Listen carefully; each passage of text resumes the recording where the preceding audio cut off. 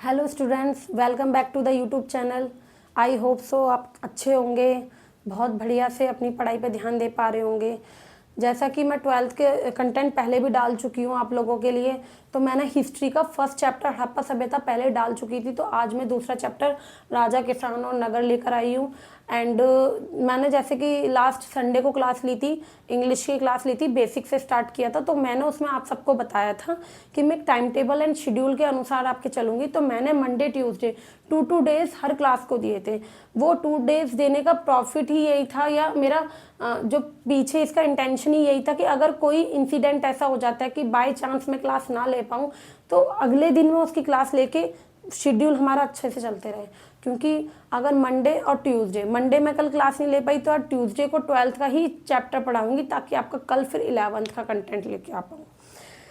तो अब हम बिना देर करे हुए चैप्टर को शुरू करते हैं। मैं चैप्टर का पहले थोड़ा बहुत गो थ्रू कर देती हूँ, फिर उसके बाद हम नोट्स पढ़ेंगे। इस चैप्टर में बताया क्या गया है, इस चैप्टर में आपके महाजनपदों के बारे में बताया गया है कि कितने महाजनपद थे। 16 महाजनपद थे। ठीक है, सबसे बेस्ट महाजनपद कौन सा बताया गया है। महाजनपद इनकी राजधानियां भी होती थी, जो किलेबंद हुआ करती थी। किलेबंद का मतलब बिल्कुल स्ट्रक्चर्ड फॉर्म में बनी हुई थी, दीवारों को पूरी तरीके से घेरा गया था, पूरा उसको लॉक कर दिया जाता था, जिससे कोई भी देश बाहर का कोई भी व्यक्ति आके तुरंत आक्रमण ना कर सके। ठीक है, सैनिकों से भी व्यवस्था रख रखाव की अच्छी की गई थी। एंड इसमें मौर्य समाज के बारे में भी बताया गया है, अशोक राजा के बारे में भी बताया गया है, जेम्स प्रिंसेप के बारे में बताया गया है। तो वो मैं एक एक करके सब कुछ आपको बताऊंगी। तो और अभिलेख क्या होते हैं, अभिलेखों की क्या क्या सीमाएं होती है, वो भी बताया गया है। ठीक है, तो सबसे पहले तो हम अब स्टार्ट करते हैं जेम्स प्रिंसेप से। जेम्स प्रिंसेप कौन थे? जेम्स प्रिंसेप थे ईस्ट इंडिया कंपनी के अधिकारी, जिन्होंने 2 लिपियों का अध्ययन करा था, ब्राह्मी और खरोष्टी। 1830 के अंदर इन्होंने किया था। तो जब जेम्स प्रिंसेप ने एक पियदस्सी करके एक स्ट्रक्चर्ड दिया था, पियदस्सी एक फॉर्मेशन दिया था। पियदस्सी का मतलब क्या होता है? पियदस्सी का मतलब होता है मनोहर आकृति वाले। तो मनोहर आकृति वाली उन्होंने इसमें अशोक को बोला था। अशोक कौन थे? अशोक एक, आप फैमिलियर होंगे इस वर्ड से, अशोक एक सुप्रसिद्ध राजा माने जाते थे अपने टाइम के। आज तक भी अशोक बहुत पावरफुल किंग माने गए हैं, क्योंकि जिस भी देश पे उन्होंने आक्रमण करा या जिस भी देश के अगेंस्ट उन्होंने युद्ध लड़ा, उसको उन्होंने विक्ट्री हासिल कर ली थी। तो विक्ट्री हासिल की थी, वो हमेशा जीतते ही थे, वो बहुत सुप्रसिद्ध राजा थे। ठीक है, तो उनके लिए पियदस्सी यूज किया गया है, मनोहर आकृति वाले राजा। तो विक्ट्री हासिल कर ली थी, लेकिन एक वक्त ऐसा आया जब उन्होंने युद्ध करना बंद कर दिया था। वो लास्ट का युद्ध था कलिंग का युद्ध, उड़ीसा का युद्ध। ये एक एडिशनल है, इसका चैप्टर में नहीं है। अशोक के बारे में इतना नहीं दे रखा डिटेल्ड में कि अशोक ने कौन सा लास्ट में युद्ध लड़ा था, लेकिन मैं एडिशनल में आपको बताना चाहूंगी कि अशोक ने सबसे लास्ट में जो युद्ध लड़ा था, वो उड़ीसा का कलिंग युद्ध लड़ा था, जिसमें उन्होंने विजय भी हासिल कर ली थी, लेकिन उन्होंने उसके बाद युद्ध करना बंद कर दिया। अब आप ये सोचोगे कि भाई ऐसा क्या हो गया, जब विजय हासिल कर ली तो उस चीज में और आगे सक्सेस क्यों नहीं लेकर आए, क्यों उन्होंने युद्ध करना स्टॉप कर दिया? तो उन्होंने युद्ध करना इसलिए ही स्टॉप कर दिया, वॉर इसलिए युद्ध उन्होंने स्टॉप कर दी कि जब ये बहुत बड़ा युद्ध था कलिंग का अशोक के लिए। तो जब इन्होंने युद्ध किया, तो जब जीत गए युद्ध, तब इन्होंने पूरी उसको देखा कि त्राही त्राही मच गई है इनकी खुद की सैनिकों की इतनी ज़्यादा, मतलब अब एक बात बताइए, वॉर अगर होती है तो क्या एक ही पक्ष के लोग मरते हैं? दोनों पक्ष के लोगों का नुकसान होता है, इधर सामने से भी इधर से भी, दोनों तरफ के पक्ष का नुकसान होता है। तो जब उन्होंने देखा कि दूसरे पक्ष के नहीं, खुद के पक्ष के भी इतनी उनका मतलब नुकसान हुआ है, सैनिक मारे गए हैं, इतनी त्राही त्राही मच गई है, तो उनका दिल अंदर से ना बहुत अजीब सा हो गया। उन्होंने ये सोचा कि युद्ध बेकार ही है। फिर उन्होंने आगे जाके फिर जो मतलब उन्होंने धम्म के विचार फैला दिए थे। धम्म के विचार, बौद्ध धर्म से वो प्रेरित हो गए थे, बौद्ध धर्म को उन्होंने सोचा था, तो धम्म के विचार फैलाए थे। धम्म के विचार क्या थे? धम्म के सिद्धांत आप हिस्ट्री में आगे चैप्टर आएंगे उसमें भी पढ़ोगे। धम्म के विचार अशोक ने फैलाए थे। धम्म के विचारों में ये बोला गया था कि गुरुओं का आदर सम्मान करना चाहिए, जैसे कि करता नहीं है आज के टाइम में कोई गुरुओं का, मतलब टीचर्स वगैरह को, मतलब सामने तो बहुत हैप्पी फील कराएंगे एंड पीछे उनका मजाक उड़ाएंगे। ठीक है, गुरुओं का आदर सम्मान करना चाहिए, छोटों से प्यार करना चाहिए, कोई नहीं करता आज के टाइम में, लेकिन धम्म के विचार में ये सब मेंशन था। अपने नौकर नौकरानी यानी जो सर्वेंट हैं उनके प्रति दयावान रहना, ठीक है, और अपने मतलब पेरेंट्स जो हैं, पेरेंट्स को मतलब आदर सम्मान देना, गुरुओं को आदर सम्मान देना, ये धम्म के विचार से प्रेरित हो गए थे अशोक। फिर उनके विचारों को उन्होंने फैलाया था। फिर उन्होंने इसके लिए क्या बना दिए थे, अपने ग्रुप भी बना दिए थे। ग्रुप बना के फिर एडवर्टाइजमेंट किया था जगह जगह जाके अशोक ने। तो अशोक ने फिर युद्ध करना छोड़ दिया था, ये उनका लास्ट का युद्ध था। ठीक है, हम चैप्टर से बाहर नहीं जाएंगे वरना आपका चैप्टर रह जाएगा। ये मैंने एडिशनल इन्फॉर्मेशन दे दी अशोक के बारे में, क्योंकि आप जो 12th स्टैंडर्ड में हो, 12th स्टैंडर्ड पे बच्चे को पता होना चाहिए कि अशोक कौन थे और अशोक का बेस्ट युद्ध जो था, बेस्ट होने के बाद भी, ये वॉर होने के बाद भी उन्होंने क्यों फिर छोड़ दिया था, तो वो चीज़ मैंने आपको बता दी है। देन उसके बाद फिर तो ये अशोक का उन्होंने मेंशन किया था।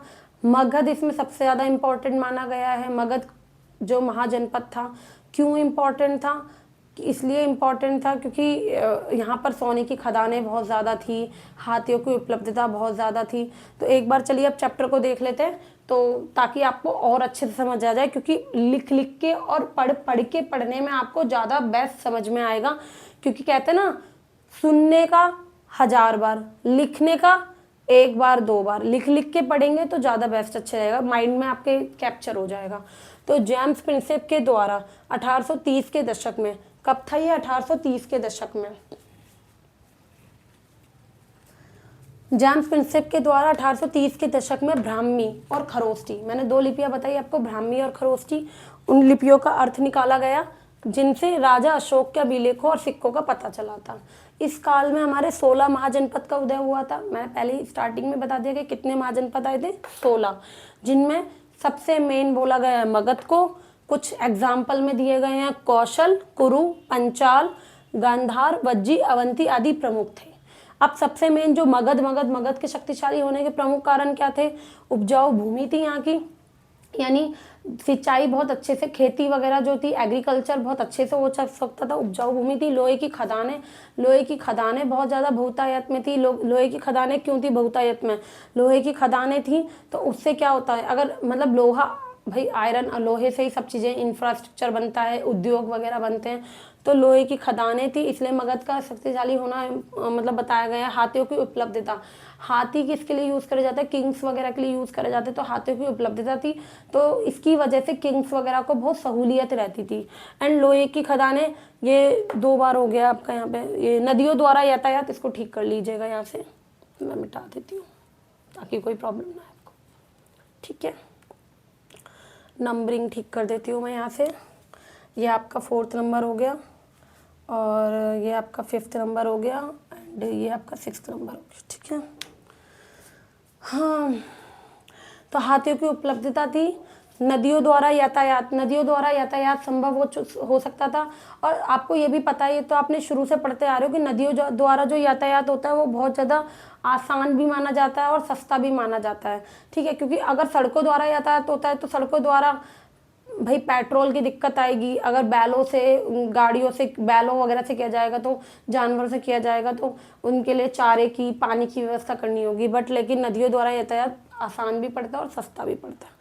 योग्य और महत्वाकांक्षी शासक थे। एक मेन रीज़न ये भी दिया जाता है मगध के शक्तिशाली होने के कारण कि योग्य और महत्वाकांक्षी शासक थे, यानी बहुत अच्छे अच्छे राजा थे जिन्होंने प्रशासन करके अपने आप को ही व्यवस्थित नहीं किया, साथ साथ जो शासन किया उस राज्य को भी उन्होंने अच्छा स्थापित किया। एंड सुरक्षित राजधानियाँ, और राजधानियाँ बिल्कुल किलेबंद की गई थी, कोई भी व्यक्ति आके बाहर का आक्रमण नहीं कर सकता था। अगर हम बात करें चंद्रगुप्त मौर्य वंश के संस्थापक थे। मैंने आपको बताया कि मौर्य समाज उस समय पे सिर्फ एक ये मतलब महाजनपद ही उदय नहीं ले रहे थे, महाजनपद मगध वगैरह जब इम्पोर्टेंट थे उसी टाइम पे हमारे मौर्य समाज के भी स्थापना हो गई थी। मौर्य समाज के जो संस्थापक माने जाते हैं वो चंद्रगुप्त मौर्य माने जाते हैं। मौर्य साम्राज्य भारत का पहला साम्राज्य था। ठीक है, और इसके अवशेष कहाँ से मिलते हैं, अभिलेखों से हमें इसकी जानकारियाँ मिलती हैं, ग्रंथों से इनकी जानकारियाँ मिलती हैं, सिक्कों से इनकी जानकारियाँ मिलती हैं, चित्रों से इनकी जानकारियाँ मिलती हैं, मूर्तियों से इनकी जानकारियाँ मिलती हैं, तो इन सब से हमें इसकी जानकारियाँ मिलती है। अगर पियदस्सी, मैंने आपको पहले ही बता दिया, मनोहर आकृति वाले अशोक, मनोहर आकृति वालों में अशोक का, और अशोक का विवरण हम पहले ही बात कर चुके हैं। अशोक एक सुप्रसिद्ध राजा थे जो कि कहाँ से बिलोंग करते हैं, ये मौर्य समाज से ही बिलोंग करते हैं। चंद्रगुप्त मौर्य इनके संस्थापक थे। देन बाद में उनमें ही अशोक ने भी बाद में जन्म लिया और अशोक ने भी मौर्य समाज से ही मतलब आगे मौर्य समाज को बढ़ाया था। जब अशोक आ गए थे तो मौर्य समाज अपनी चरम सीमा पे आ चुका था। अब जनपद की बात करें तो जनपद का अर्थ क्या होता है? एक ऐसा भूखंड, यानी एक ऐसी भूमि जहाँ पे जन आ गए, उन्होंने अपना पैर रखा, धीरे धीरे धीरे धीरे उन्होंने क्या करा, कुल जाति वो लोग आके बस गए और उसी को ही जनपद कहा जाता है।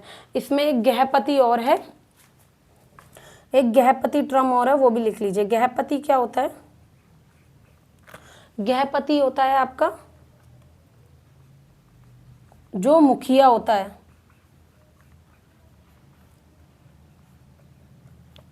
इसमें एक टर्म और इसमें एक टर्म और ऐड कर लीजिए, गृहपति जो मुखिया होता है। कौन होता है मुखिया? जैसे कि आपकी फैमिली में आपके पापा हैं, आपके फादर हैं, वो आपके मुखिया हो गए घर के। तो वो क्या करेंगे, वो आपके मम्मा पे, सर्वेंट्स पे, आप लोगों पे, सब पे डोमिनेट करेंगे, उसी को गृहपति कहते हैं। तो ये गृहपति वर्ड उस समय पे जमींदार वगैरह के लिए यूज़ किया जाता था, या जो शासन कर रहा है तो शासन करके वो सब पे रूल करेगा, अपने से नीचे लोगों को क्या करेगा, वो आदेश देगा, इंस्ट्रक्शन देगा, फिर उनको फॉलो अप लेना पड़ेगा, तो उसको गृहपति कहते हैं, जो मुखिया होता है। जैसे कि आपकी फैमिली में क्या होते थे, आपके फैमिली में क्या होते हैं, अभी भी आज तक भी कहीं कहीं ऐसा होता है फीमेल की चलती है, लेकिन आज भी मेन डिसीजन जो होता है हमारे फादर का ही होता है। पैट्रियार्कल सोसाइटी आज भी चलती आ रही है। दो सोसाइटी होती है ना, एक मात्रात्मक, एक पितृसत्तात्मक समाज होता है। तो पैट्रियार्कल सोसाइटी में क्या होता है, पिता की ही चलती है, मतलब मेल डोमिनेंट होता है। तो आज भी कहीं ना कहीं कितने भी हम एजुकेटेड हो जाएं, कितने भी हम पढ़े लिखे हो जाए, आज भी हमारी जो सोसाइटी वो पैट्रियार्कल सोसाइटी है। इस बात से चाहे आप एग्री करें चाहे ना करें, ये है सच्चाई। हम ज़्यादातर लोग ना मतलब बताते नहीं हैं कि इससे क्या होगा ना, फीमेल्स की थोड़ी सी हो जाएगी, हाँ तुम्हारे घर में तुम्हारी मम्मी की नहीं चलती, तो इस चीज़ से मतलब लोग घबराते हैं बताने में। लेकिन कहीं ना कहीं ये कड़वा सच है जो सबको मानना ही पड़ेगा, एक्सेप्ट करना पड़ेगा, आपको भी मुझे भी, कि कहीं ना कहीं आज भी पैट्रियार्कल सोसाइटी है, इतने एजुकेटेड होने के बाद भी। क्योंकि मदर ऐसा नहीं है, लेकिन पहले से सुधार हुआ है। मैं ये नहीं कह रही कि मैं बिल्कुल ही कंजर्वेटिव बन रही हूँ या मैं रूढ़िवादिता बोल रही हूँ कि नहीं बिल्कुल पिता की ही चल रही है, ऐसी बात नहीं है। पहले तो क्या होता था, पिता ही डिसीजन लेता था और पिता ही लास्ट उसका मतलब कंक्लूजन भी निकालता था। लेकिन अब थोड़ा सा सुधार आया है, एजुकेशन ने सुधार दिया है कि अब क्या होता है फैमिलीज में, पिता मतलब सलाह मशवरे में अपनी वाइफ को, यानी हमारी मदर वगैरह को भी इनरोल करते हैं, लेकिन लास्ट डिसीजन आज भी आप एग्री करोगे कि पिता ही लेते हैं। कि माँ जो सलाह दे रही है वो पिता सुनते जरूर हैं और समझते भी हैं, लेकिन जब लास्ट में क्या करना है वो एटलीस्ट पापा ही करते हैं हमारे। तो ये जो है गृहपति उसी टर्म से लिया हुआ था, जो मुखिया होता है, जो सर्वेंट्स पे और आपके जो होते हैं सर्वेंट्स वगैरह पे और आपके फैमिलीज पे वो क्या करेंगे, डोमिनेंसी करेंगे। तो डोमिनेंसी, अब अभिलेख की बात हम कर रहे थे, अब यहाँ से ये टर्म निकल के जनपद समझ आ गया कि जनपद जो एक जन होगा वहाँ पर आके बस जाएगा, अपनी संस्कृति, अपनी भाषा, अपने कल्चर को लेके आ जाएगा, फिर वो पूरा वहाँ पे बस जाएगा, एक पूरी बस्ती बसा लेगा, उसको जनपद कहेंगे। अभिलेख क्या होते हैं? अभिलेख भाई छोटी सी क्लास से पढ़ते आ रहे हो, जब मुझे लग रहा है ना चौथी पांचवी में थे ना, तभी मतलब पांचवी से आप एसएसटी पढ़ते आ रहे हो। अभिलेख और पांडुलिपि, ये दो टर्म ना आपका पीछा नहीं छोड़ेंगी। आप ग्रेजुएशन भी करोगे ना, ग्रेजुएशन में भी अभिलेखों वाला क्वेश्चन आ जाएगा। तो इसको ना दिमाग खोल के समझ लेना थोड़ा सा, क्योंकि ये टर्म ना छोटी क्लास से समझते आ रहे हो, लेकिन मुझे ऐसा लगता है कि आज तक भी इतने बड़े हो गए ना, बहुत से बच्चों को अभिलेख और पांडुलिपियों में डिफरेंस ही नहीं पता। आज मैं आपको बताऊंगी और ये मेरा दावा है कि आज के बाद आप भूलोगे नहीं, क्योंकि डिफरेंस ऐसे करा करो ना, जब आप क्या करते हो, जब आप किसी चीज को समझते हो सिर्फ और सिर्फ उसको समझ लेते हो और एक कान से सुन के एक कान से निकाल देते हो। जब आप किसी चीज को समझते हो ना तो उसको अंदर से फील किया करो, एज ए स्टोरी फील किया करो, तो आप कभी नहीं भूलोगे। दूसरी बात ये कि जब आप समझते हो, जब दो चीजों का अंतर समझ रहे हो ना, तो एक को एक साइड रखो, एक को एक साइड रखो, फिर दोनों में देखो क्या अंतर है। जब दोनों का डिफरेंस समझ आ जाएगा ना, तो तुम उस दोनों के कॉन्सेप्ट को नहीं भूल पाओगे। जैसे पानी और शरबत, पानी और शरबत में दोनों में क्या मतलब अलग होता है? पानी, भाई पानी सिंपल पानी है, लिक्विड है, वो भी लिक्विड है शरबत भी, लेकिन उसमें क्या है, उसमें चीनी मिली होती है, वो मीठा होता है। तो तुम्हें याद रहेगा शरबत है भाई मीठा होता है। तो ऐसे ही मैं बताना चाह रही हूँ कि जब भी तुम्हें किसी का डिफरेंस पता हो तो एक साइड एक चीज को रखो, एक साइड एक चीज को। ऐसे मत पढ़ा करो कि एक को पढ़ लिया फिर दूसरे को पढ़ लिया, फिर तो तुम कभी नहीं याद रख पाओगे। अब 12th के बच्चे हो, अंडरस्टैंडिंग बेस्ड क्वेश्चन करने हैं तुम्हें, कॉन्सेप्ट समझ आना चाहिए, क्योंकि अब देखो अब छोटी क्लास में तो हो नहीं, जो पहले मतलब कि तुमने रट्टा मार लिया, रट्टा मार के पेपर में लिख के आ गए। अब अंडरस्टैंडिंग मैटर करती है तुम लोगों की। अगर अंडरस्टैंडिंग अच्छी है तो कहीं से भी सीबीएसई वाले क्वेश्चन पूछ लें, कहीं से भी कोई मैडम क्वेश्चन पूछ ले, तो तुम कर पाओगे, ये मेरी गारंटी है। क्योंकि कॉन्सेप्ट अगर अच्छा होगा तो वो लोग कितना भी घुमा के दे देंगे, तुम्हें समझ आ जाएगा, अरे हाँ ये वाला तो वो था तो हम ऐसे लिख देंगे। पूछते वो लोग बुकों से ही हैं। जब आप लोग बोर्ड के पेपर दे के आते हो तो बहुत सारे बच्चों का पता है क्या प्रॉब्लम रहता है, बहुत सारे बच्चे आके ये कहते हैं पेपर दिखाते हो कि मैम ये तो कॉन्सेप्ट बुक में था ही नहीं, ये कहाँ से आ गया। अरे बुक खोल के तुमने डीपली स्टडी की थी, अपने दिल से पूछो, बाय हार्ट पूछो, आपने वो स्टडी की थी, वो अच्छे से पढ़ाई की थी, जो आप ये एक्सेप्ट कर रहे हो कि बुक में से नहीं था। बुक से ही देते हैं वो लोग, बुक से बाहर कोई कॉन्सेप्ट नहीं आता, बच्चों से धोखेबाजी बिल्कुल नहीं करते वो लोग, बुक से ही क्वेश्चन देते हैं। लेकिन हम डीपली स्टडी नहीं करते, हम सिर्फ ऊपर से पढ़ लेते हैं। अब जैसे आपने ये वीडियो देख ली, आपने सोचा चलो मैडम ने ये वीडियो दिखाई है तो इतना ही इनफ होगा, चलो ठीक है इतना ही पेपर में पढ़ के चले जाएंगे। अरे एक एक लाइन के आंसर कहाँ से इनफ होंगे। अगर मगध के शक्तिशाली होने के कारण अगर पूछे हैं, उपजाऊ भूमि को यूं ही नहीं लिख के आ जाना, उपजाऊ भूमि को आपको पॉइंट बनाना है, इसके अंदर आपको डिस्क्राइब करना है कि उपजाऊ भूमि होती थी जिसकी वजह से कृषि में सहायता मिलती है। लोहे की खदानें होती थी जिसकी वजह से औद्योगिक फैक्ट्रियां बनाने में मदद मिलती है। हाथियों की उपलब्धता जो कि राजाओं के लिए हेल्प मिलती है। ऐसे करके अंदर भी तो पॉइंट टू पॉइंट बनाओगे ना, ये थोड़े कि बच्चों की तरह एक एक पॉइंट लिख दिया हो गया काम। अब रही मेरी बात, तो मैंने क्यों नहीं लिख के दिया। अगर मैं पूरा लिख के दूंगी तो फिर वीडियो लंबी हो जाएगी ना, फिर आपके लिए बोरिंग हो जाएगा सब कुछ।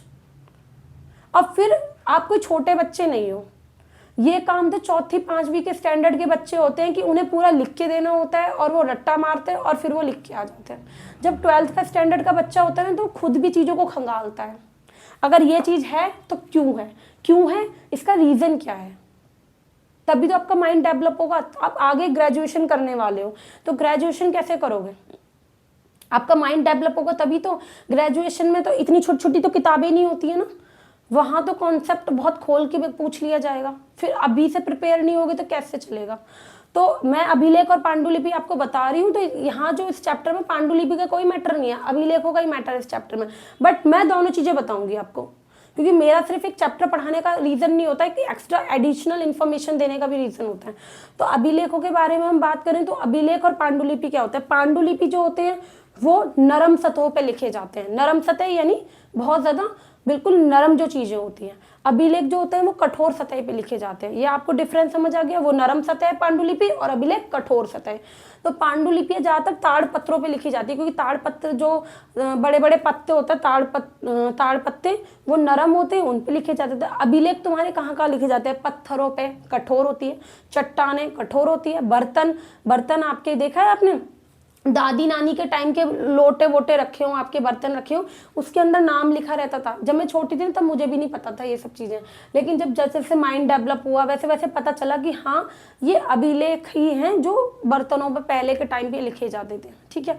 और दीवारों पे आप कहीं मोनूमेंट्स, कहीं स्मारक वगैरह पे जाओगे, रेड फोर्ट पे जा रहे हो या इंडिया गेट पे जा रहे हो, इंडिया गेट पे आपने बहुत सारे शहीदों के नाम लिखे हुए देखे हैं, वो अभिलेखों का एक उदाहरण है कि अभिलेख है वो कठोर सतह पे लिख दिए गए हैं। तो अभिलेख होता क्या है, ये एक स्थायी प्रमाण होता है। स्थायी प्रमाण कैसे, जैसे पांडुलिपियों का बताया वो नरम सतह पे लिखे गए हैं, तो कुछ टाइम बाद क्या है विलुप्त हो जाएंगे, वो अस्थायी प्रमाण होते हैं। और आज आपके जो अभिलेख होते हैं वो स्थायी प्रमाण होते हैं, यानी परमानेंट होते हैं। हालांकि कुछ सालों बाद तो ये भी विलुप्त हो जाता है। जैसे विलुप्त होने का मतलब ये कि जैसे मान लीजिए किसी का नाम लिखा हुआ है, उसमें किसी का नाम लिखा हुआ है चंद्र नारायण, ठीक है, चंद्र नारायण लिखा हुआ है, तो किसी का चंद्र मिट जाएगा, नारायण रह जाएगा, तो कुछ टाइम बाद ये भी विलुप्त हो जाते हैं। लेकिन टाइम बाद पांडुलिपियां बहुत जल्दी विलुप्त हो जाती है, बट इनको बहुत टाइम लगता है। तो ये स्थायी प्रमाण होते हैं, कठोर सतह पे लिखे जाते हैं। मैंने आपको पहले बता दी, जनसाधारण भाषा में लिखे जाते हैं जिनको नॉर्मली भी लोग समझ सके। और इसकी क्या क्या विशेषताएं होती हैं अभिलेखों की ये विशेषताएं होती हैं कि अभिलेखों को मतलब काफ़ी टाइम तक सुरक्षित रखा जा सकता है। अब इनकी एक सीमाएं भी होती हैं। सीमाएं क्या होती हैं? सीमाएं ये होती हैं कि भाई नेगेटिव व्यूज़ होते हैं। नेगेटिव व्यूज़ हर चीज़ के, हर सिक्के के दो पहलू होते हैं। तो अब हमने बोल दिया स्थायी प्रमाण है, कठोर सतह है, जनसाधारण भाषा है, लेकिन इनकी सीमाएं भी हैं। सीमाएं क्या हो गई वो आप पहले एक बार इसको नोट डाउन कर लो, मैं इसको रब कर देती हूँ। रब करके फिर मैं आपको सीमाएं बहुत अच्छे से समझाऊंगी, क्योंकि अभिलेखों की सीमाओं पे क्वेश्चन आ जाता है। तो अभिलेखों की सीमाओं को नेग्लेक्ट नहीं करना, अभिलेखों की सीमाओं को बहुत अच्छे से पढ़ना। आप इसको एक बार लिख लीजिए, मैं थोड़ा साइड हो जाती हूँ।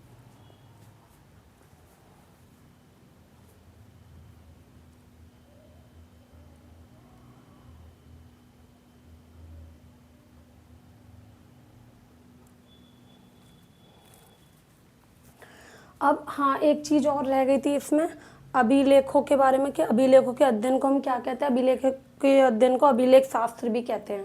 ठीक, अभिलेख शास्त्र कहते हैं अभिलेखों के अध्ययन को। अभिलेखों का अध्ययन करेंगे, जैसे अगर विज्ञान का अध्ययन करेंगे तो उसे वैज्ञानिक कहेंगे।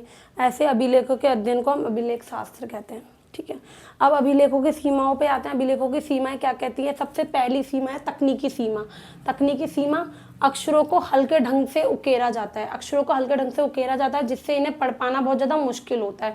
अगर आप पुराने टाइम के लोटे बर्तन वगैरह देखोगे तो आप ढंग से समझ भी नहीं पाओगे कि वो लिखा क्या है। अभिलेख उन्हीं व्यक्तियों की जानकारी देते थे जो इन्हें बनवाते थे। सबसे मेन पॉइंट है ये, अभिलेख उन्हीं व्यक्तियों की इन्फॉर्मेशन देते थे जो उन्हें बनवाते थे। जैसे मान लो अशोक ने अभिलेख बनवाया, तो अशोक अपनी जिंदगी के बारे में ही बताएंगे कि अशोक ने कितनी पदवियां, कितने वॉर जीते, ठीक है, कितनी पदवियां हासिल करी, कितनी अचीवमेंट्स मिली।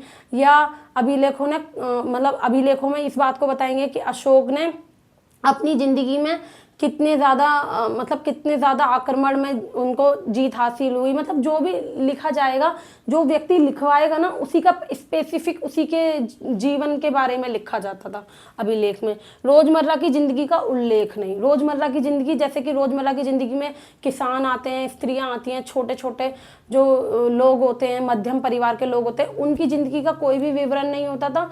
जो बड़े लोग अपने छपवा रहे हैं तो अपना ही वो सारा मतलब उसके अंदर लिखवाते थे, अपने बारे में ही सारी अचीवमेंट्स, अपने बारे में ही सारी चीज़ों को गो थ्रू करते थे। मतलब किसी दूसरे के बारे में नहीं लिखवाएंगे। जैसे मैंने अगर अभिलेख लिखवाया तो उसमें मैंने कितना क्या अचीव करा मैं वही लिखवाऊंगी, किसी दूसरे पर्सन के बारे में नहीं लिखवाऊंगी।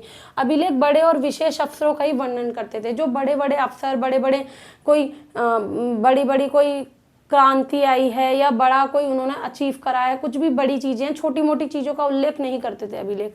वास्तविक अर्थ का ज्ञान न हो पाना, मेन पॉइंट है वास्तविक अर्थ का ज्ञान न हो पाना। अभिलेख जो लिखे होते थे वो ऐसी टिकी लैंग्वेज में यूज़ होते थे, यानी ऐसी भाषा उनकी यूज़ होती थी जो जनसाधारण लोग हैं उसको समझ पाते ही नहीं थे। सिर्फ बड़े लोग ही समझ पाते थे जिन्होंने उनको खुदवाया है, या फिर जो ज़्यादा एजुकेटेड होता था। उस समय पे साक्षर बहुत कम लोग होते थे, बहुत कम लोग एजुकेटेड होते थे, और उनकी जो लैंग्वेज होती थी वो भी डिफ़िकल्ट होती थी। तो इसकी वजह से उसको समझ पाना हर कोई नहीं कर पाता था। तो अभिलेखों की ये सीमाएं होती है। अभिलेखों की सीमाओं पे क्वेश्चन आ जाता है। मगध का शक्तिशाली होना ये भी बहुत ज़्यादा इंपॉर्टेंट है।